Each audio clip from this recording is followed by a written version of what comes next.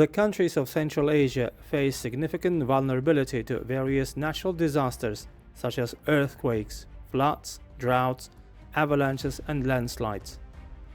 Over the past decade, these disasters have claimed thousands of lives and affected millions of people across the region. Climate change poses an additional serious threat, negatively impacting the environment, ecological balance, and socio-economic systems.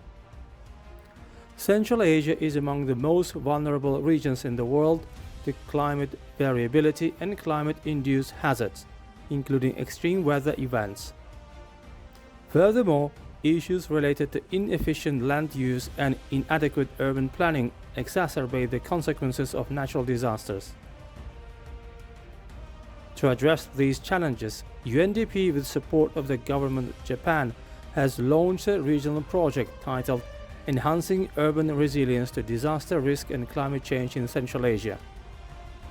The project will cover Kazakhstan, Kyrgyzstan, Tajikistan, Turkmenistan and Uzbekistan, providing support to these countries in strengthening their climate resilience, particularly in urban areas through enhanced regional cooperation.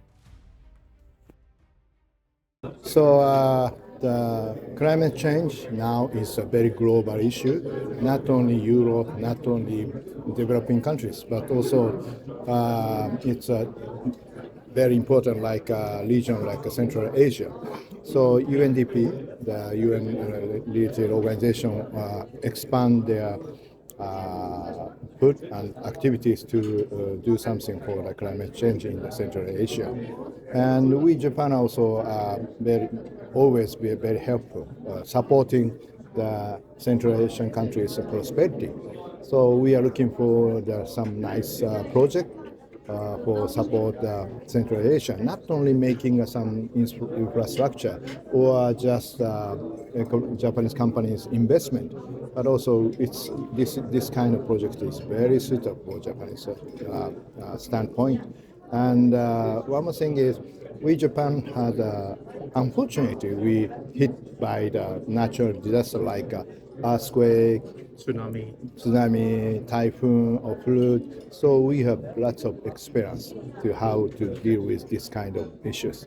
So we are very glad to support the Central Asian countries in this kind of project. Thank you very much. Good. Thank you. Regarding to the master plan, maybe was for focusing the resilience of the urban area, we have to think about not only the city itself, but also we have what if the city have developed, the water supply will increase. So we have to consider the water resources. So we have to think about the water demand in the future as well. But in this context, it is very important to think not only to think about each one city's water demand, but also we have to think about the water resource in the one big basin area because this water system is connected all in the one river basin. So in Japan, what we are doing is that we have a water resource management master plan in Japan, and we are having that plan in the basin level. If we have a big city, we have a basin level water resource management plan. And what this water resource management plan is doing is that we have estimate the future demand of the water resources by simulating the population growth, and we can calculate the water resource demand of the water resource. And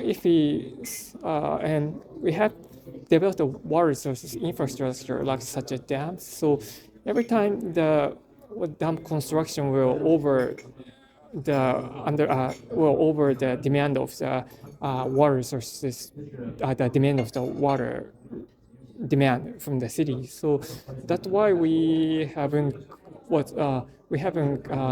had a big water shortage in the metropolitan areas. For example, we have a big city like Tokyo. Yeah, it's one of the hugest metropolitan area in the world, I think. But we haven't experienced so much water shortage because of the water resource management thanks to the dam. Actually, almost 50% of the water supply from Tokyo is come from the water from the dam. So that's why we increase is resilient, or we can say that without the dam, it's very hard to manage the water resources in Japan. Good. Yeah. One more thing about the dams and ecosystem. Do you think that the dams and reservoirs may negatively affect the overall surrounding and ecosystem? That's a good question because we have to balance the ecology and development as well. And also, dam has to be sustainable in Japan, and we have been also challenging that aspect. And was if we have a dam, maybe it will also have a good impact on the river and also the dam reservoir as well. We can talk about sedimentation in the reservoir.